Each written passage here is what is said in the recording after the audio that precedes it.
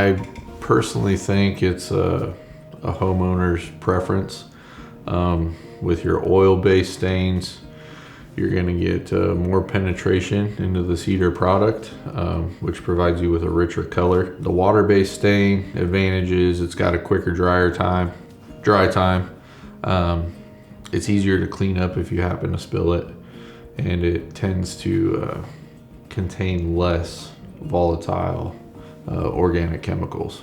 So a little bit better for the environment. I don't think the color is gonna have an effect on how often you have to stain. I think a key factor for that is how much sunlight does your deck get on a daily basis, because sunlight will obviously fade color in anything. And then even if you don't stain and you keep the Cedar decks their natural tone with water sealer, you're still gonna wanna do this on a yearly basis for sure, if not multiple times a year. So you really wanna make sure that you pay attention to the weather.